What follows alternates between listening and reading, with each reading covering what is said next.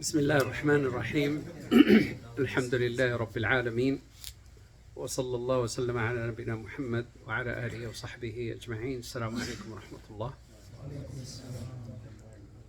إن شاء الله تعالى Surah As-shu'ar'a, ayah number 34 and on, inshallah. And to put you in context, Surah As-shu'ar'a is Surah 26 in the order in which the Quran has listed all of the surah. The whole surah is Meccan surah, meaning it was revealed in Mecca, except the last four ayat. And the last four ayat,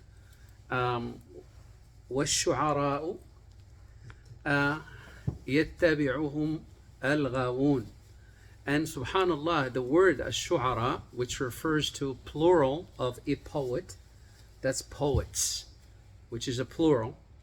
And this is the only time the word poets in plural was mentioned in the Quran. And this is why usually you will find a pattern when it comes to the names of some of the surah of the Quran. Usually they are unique to that very surah, and usually they're mentioned only one time. The example of that also is Surah Al-A'raf. Al-A'raf was only mentioned one time in the whole Quran, and it is the name of that surah as well. It is the same as this surah. Now, Surah As-shu'ar'a, it went down to cover the stories of many prophets. Allah subhanahu wa ta'ala keep mentioning prophet after prophet after prophet, and especially Musa alayhi salam. Just like Allah subhanahu wa ta'ala extensively spoke about Musa alayhi salam in Surah Al-A'raf. Musa alayhi salam was mentioned in Surah Al-Baqarah. Musa alayhi salam was mentioned in Taha. He was mentioned, and you will find that Musa alayhi salam is mentioned far more than the Prophet sallallahu alayhi wa sallam in the whole Quran. As if you were thinking that the whole Quran is about Musa alayhi salam, subhanallah, and rightly so, because every time you have Musa alayhi salam stories mentioned in the Quran, except that it will add more details to what it was not mentioned anywhere else. And if you were to think about a timeline of every time Musa alayhi salam is mentioned anywhere in the Quran, think about where you want to place him in a timeline. Is it before his birth, with the oppression of Pharaoh to the Banu Israel? Was it when Musa alayhi salam was actually in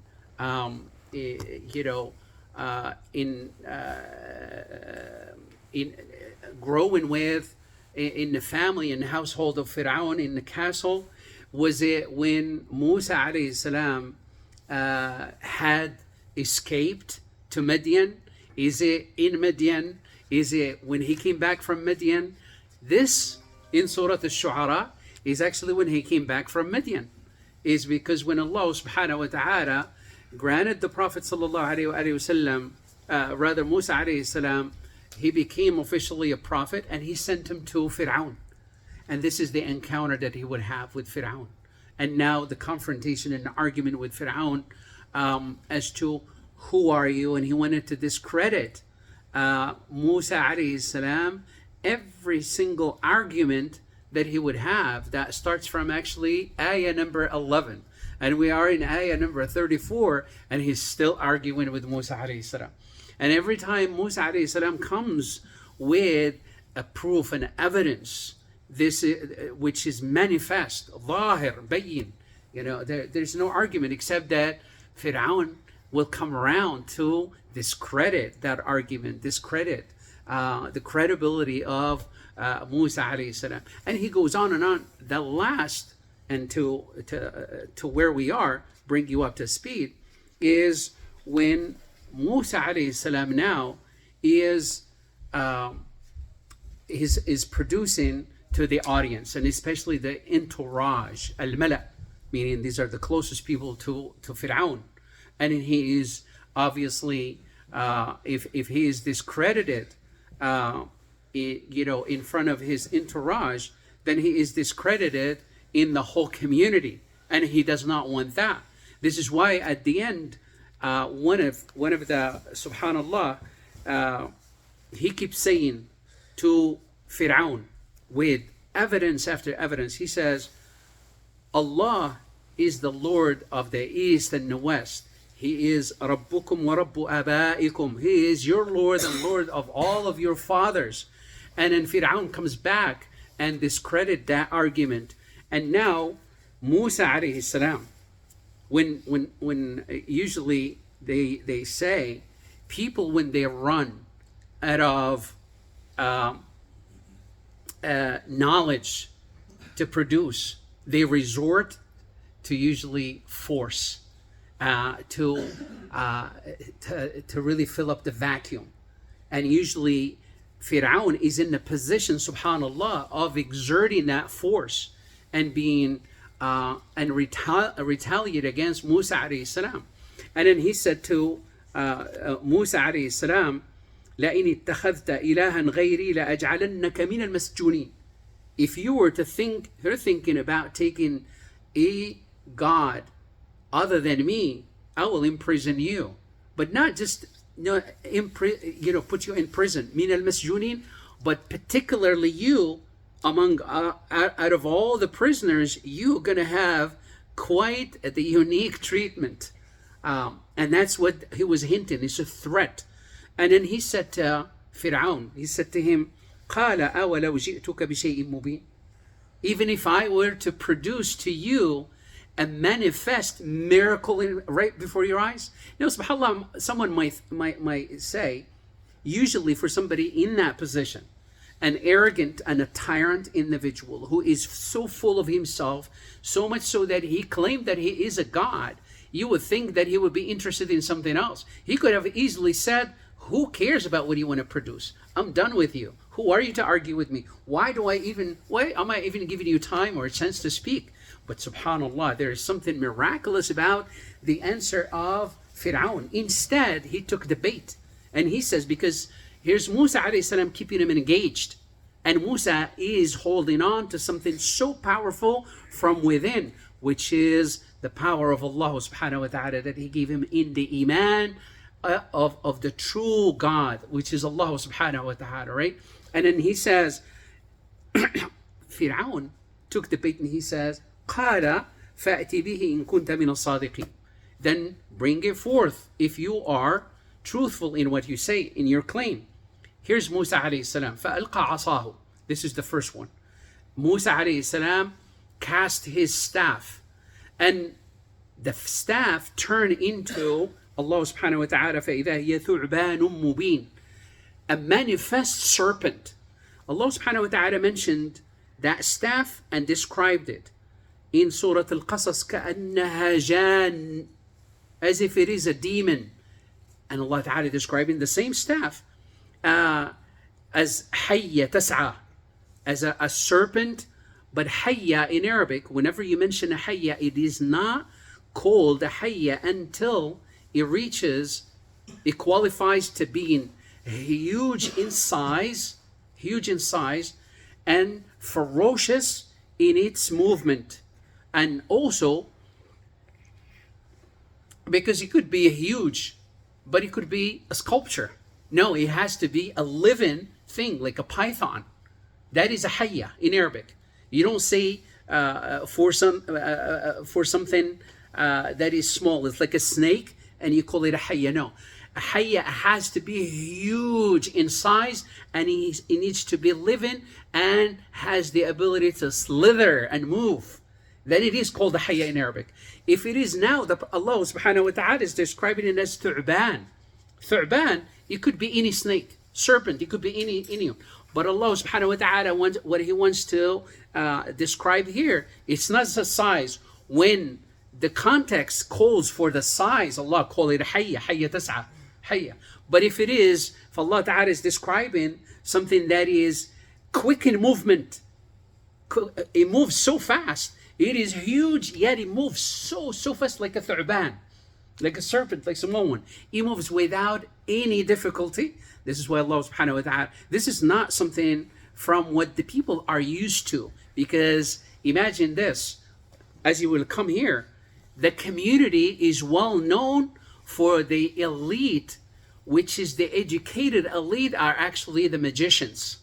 So there's a demographic within society, which is the magicians, and these are the highly educated in society. And usually they have a status amongst the kings and amongst the tyrant, and they are actually a tool in the hand of the king himself to subdue the whole community for what they want. So they are used by and why not Pharaoh? He's the first one to use them. And this is what it leads to. وَنَزَعَ يَدَهُ فَإِذَا هِيَ بَيْضَاءُ لِلنَّاظِرِينَ.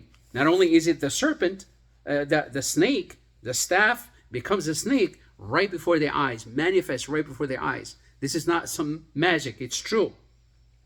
But also, Allah subhanahu wa ta'ala described Musa alayhi salam when he says, وَاسْلُكْ يَدَكَ, put your hand under your arms. And when you put them under your arm, and then bring it out.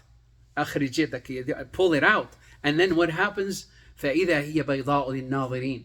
That the whole arm of Musa alayhi salam shines beautifully.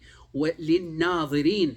Everybody that can see right there before the eyes of everybody, this is no magic. This is really a beautiful, subhanallah, divine mu'jiza, a miracle right before the eyes of. So these two, Allah subhanahu wa ta'ala had him right there before the audience. قال للملأ. Here's Fir'aun again, as he goes on, point by point, every single time Musa alayhi salam produces a miraculous and an evidence, clear evidence that cannot even be debunked or discredited. Fir'aun still makes the effort of discrediting it. And subhanallah, to his own demise, he's digging his own hole without even knowing it, which is exactly what Allah subhanahu wa ta'ala mentioned throughout the Quran. وَيَمْكُرُونَ وَيَمْكُرُ اللَّهِ. They plot and plan, but Allah ta'ala undo their plotting and their planning, because at the end, the real plan is Allah subhanahu wa ta'ala's plan, is what works at the end. And here's how Fir'aun is going to walk himself into literally the plan of Allah, thinking that it is his own plan. قال للملأ حوله.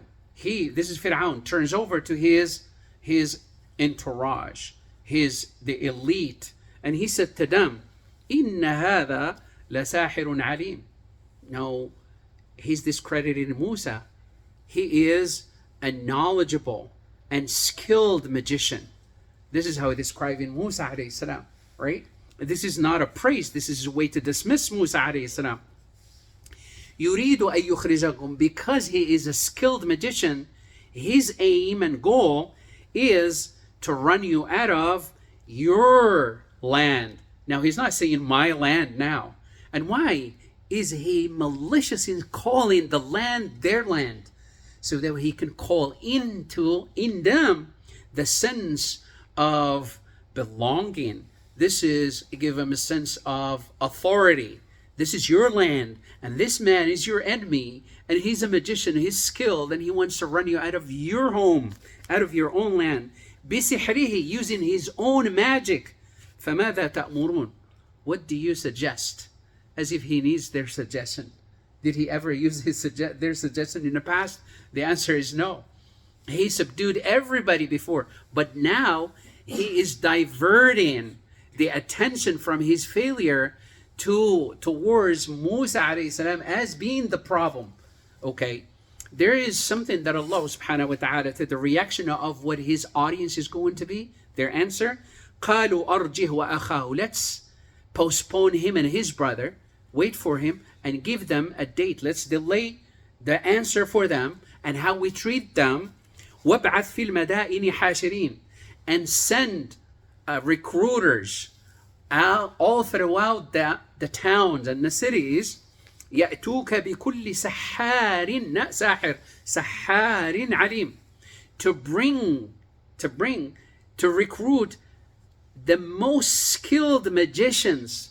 And you find this sahar is like najjar, غواص, banna, as Allah subhanahu wa ta'ala mentioned in regards to Sulaiman alayhi salam and what jinn used to do.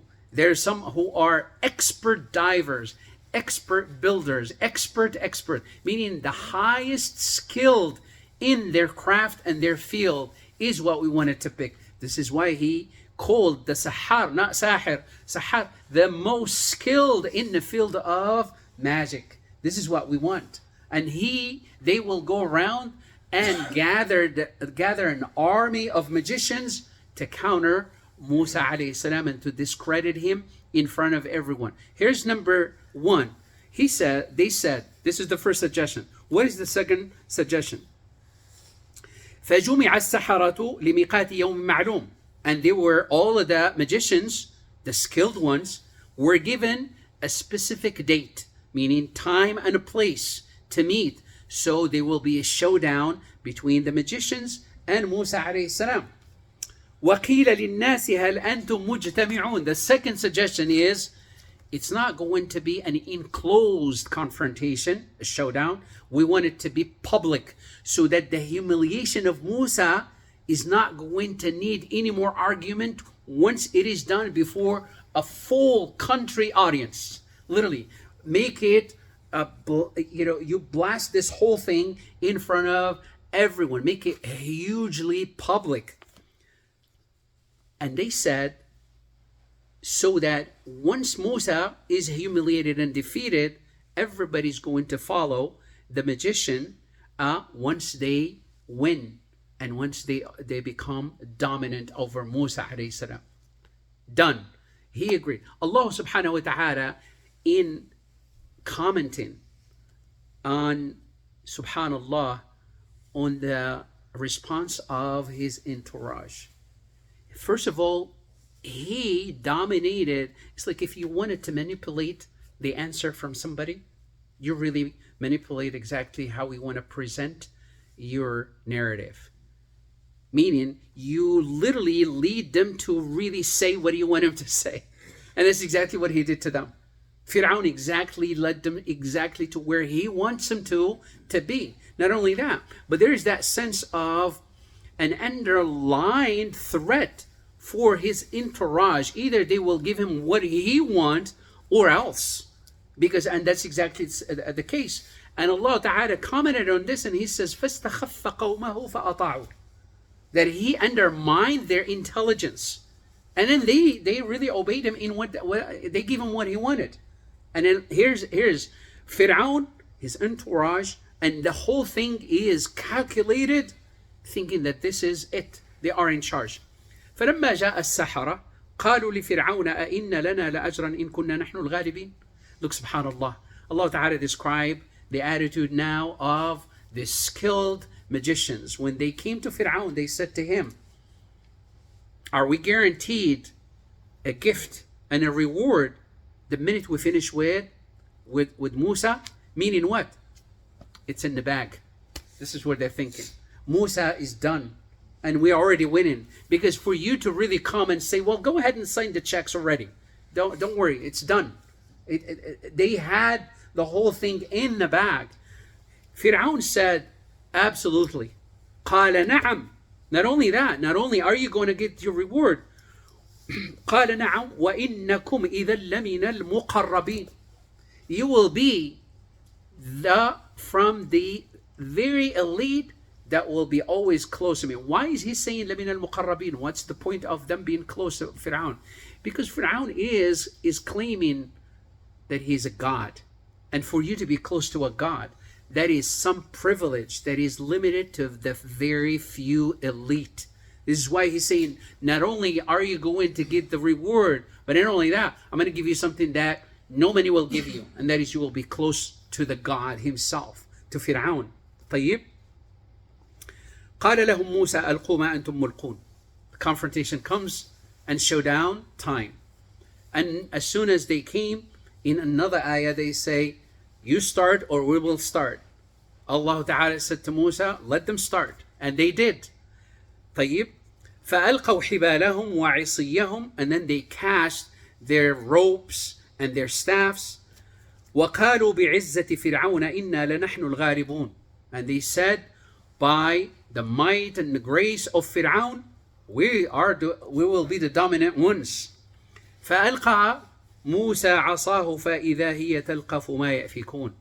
And the minute, in a different narrations, you will in some places in the Quran, when Musa himself saw, all what those magicians, and they were skilled for real, because سحروا أعين الناس, when they cast their ropes and their staff, literally they turned them into snakes, to the point that it was so convincing. Even Musa, Musa started running away. Allah subhanahu wa ta'ala told him, calm down and go back. And then Allah subhanahu wa ta'ala commanded Musa alayhi salam to cast his own staff. And he did. فَأَلْقَى مُوسَى عَصَاهُ فَإِذَا هِيَ تَلْقَفُ مَا يَأْفِكُونَ. And then the minute Musa threw his staff, and it turned into a hayya that Allah subhanahu wa ta'ala described in so many different places. Hayya meaning is a huge snake in size. And that hayya moves like a demon. كأنها جان, the way it moves.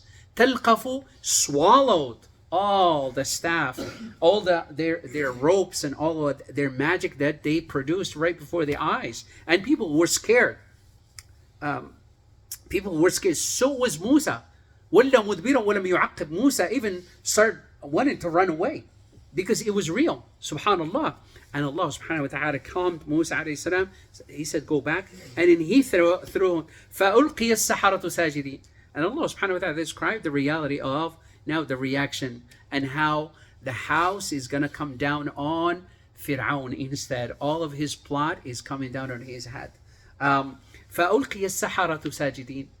Why would then the magicians, the skilled magicians, they prostrated in sujood? Why? First of all, few things. قالوا, and they said, آمنا برب العالمين رب موسى وهارون. And then we'll stop right here.